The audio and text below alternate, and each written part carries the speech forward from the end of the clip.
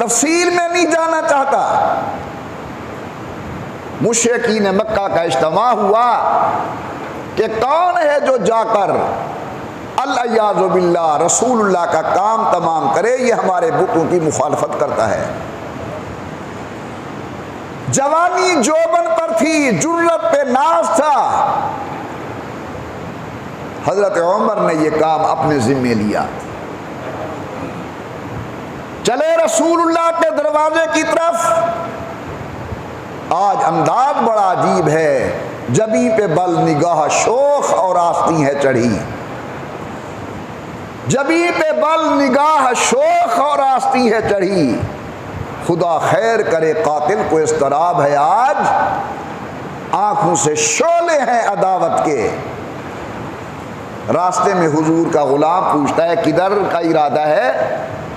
कहता है कि मैं हजरत के पास जा रहा हूं और अल-इयाज़ु बिल्लाह ख़त्म करना चाहता हूं।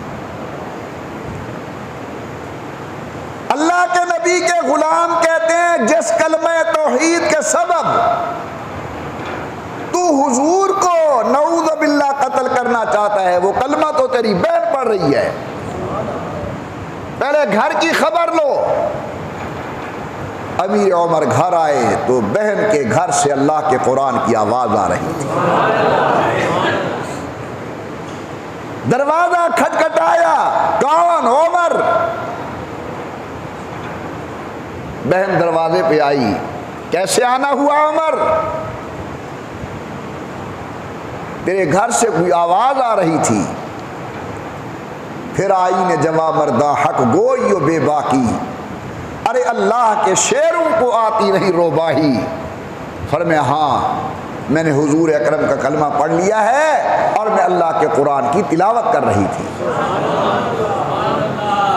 मारना शुरू किया बहन को, लेकिन एक बहन है कि जुबां पे नाम हक, आंखों में आंसू, मुंह से खून जारी। उमर के दिल पे इस नक्शे से हैबत हो गई तारी।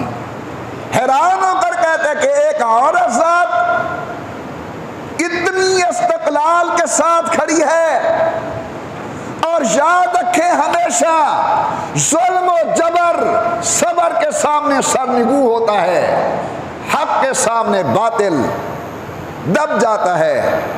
अमीर उमर कहते हैं बहन मुझे उस मोहम्मद अरबी सल्लल्लाहु अलैहि वसल्लम के दरवाजे पे ले चलो।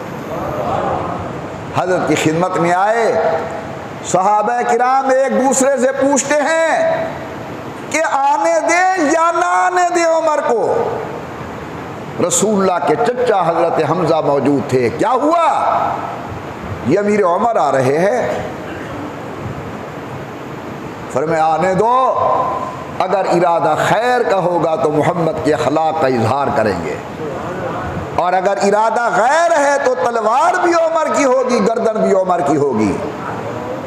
जब ये आवाज़ मेरे महबूब के कानों में पड़ी, फरमाया रास्ता छोड़ दो, आज उमर कातिल बन के नहीं आ रहा, मोहम्मद की दुआ का नतीजा बनकर आ रहा है।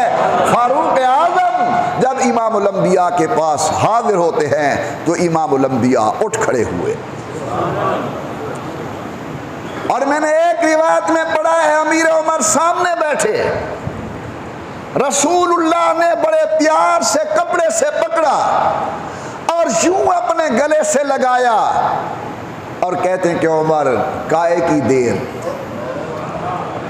कैसे आना हुआ? तेरी सादगी पे कौन न मर जाए मीर, लड़ते हैं और हाथ में तलवार भी नहीं।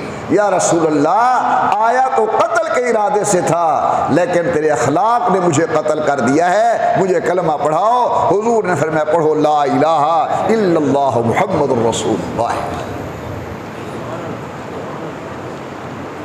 इमामुल अंबिया सरकारे दो आलम सल्लल्लाहु अलैहि वसल्लम ने अमीर उमर रज़ी अल्लाह ताला अन्हो को कलमा पढ़ाया। उलमा लिखते हैं ये तकरीबन 41वें आदमी हैं हल्का बकोश इस्लाम होने वाले। पहले 40 मर्द मुसलमान हो चुके थे, लेकिन निगाहे नबूवत उमर की मुतलाशी थी।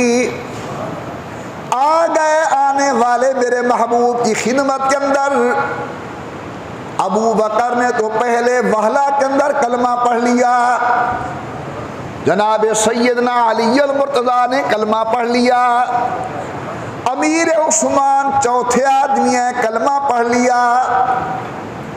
जरा मेरे फिक्र को समझें, आ गए ये सारे लेकिन निगाह नबूवत किसी और की तलाश में है।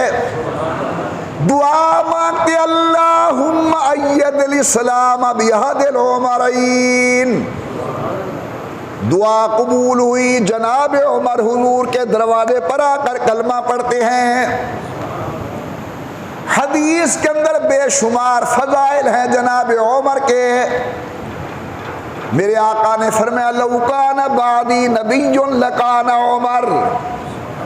मेरे बाद अल्लाह ने सिलसिले नबूवत बंद कर दिया। खोतेमा बियन नबियून अला ला नबी बादी, मेरे बाद नबी कोई नहीं आना, लेकिन अगर आना होता तो उमर इस काबिल था मेरे बाद नबी बनकर आता।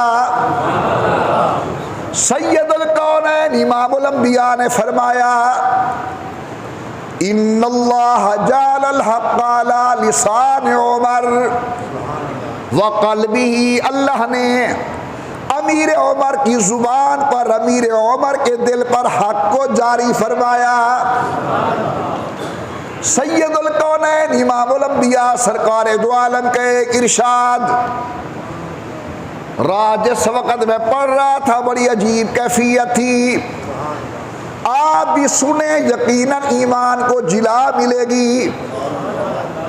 उस्तुल गाबा के अंदर इब्न असीर ने नकल किया, सैयदुल कौनैन इमामुल अंबिया सरकार दो आलम फरमाते हैं इन्नल्लाह युबाही बिन्नास यौम अरफा।